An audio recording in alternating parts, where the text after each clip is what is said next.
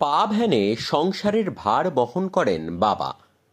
মায়ের সঙ্গে বিড়ি বাঁধার কাজ করেও উচ্চ মাধ্যমিকে 95.8% নম্বর রুবিনার।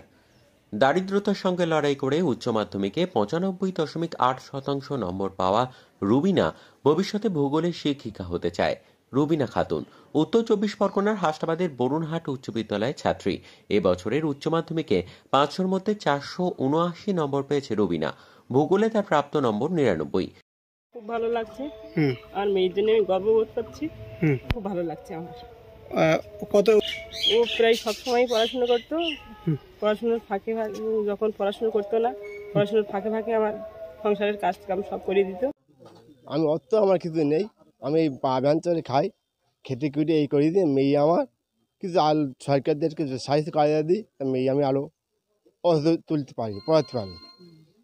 রুবিনার ছাত্রীর সাফল্যে কেমন লাগছে? অবশ্যই ভালো লাগছে, তবে রেজাল্টটা আমি এতটা আশা করিনি, কিন্তু আনএক্সপেক্টেড রেজাল্ট। মাধ্যমিকে খুব ভালো রেজাল্ট ছিল, কিন্তু উচ্চ মাধ্যমিকে এতটা ভালো করবে এটা আমাদের কাছে খুবই কি বলবো, খুবই গর্বের বিষয়, কিন্তু এতটা আশা করিনি। আর ও এমনি ছোটোবেলা থেকেই খুব ব্রিলিয়ান্ট এবং মেধাবী।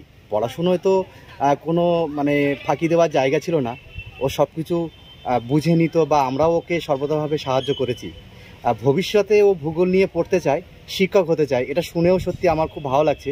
তো আমরা ওর পাশে আছি, আর যেভাবে ওর যে স্বপ্নটা পূরণ করা যায় বা ও নির্দিষ্ট লক্ষ্যে পৌঁছাতে পারে, তার জন্য আমরা সর্বতোভাবে সাহায্য করব। আপনার নাম?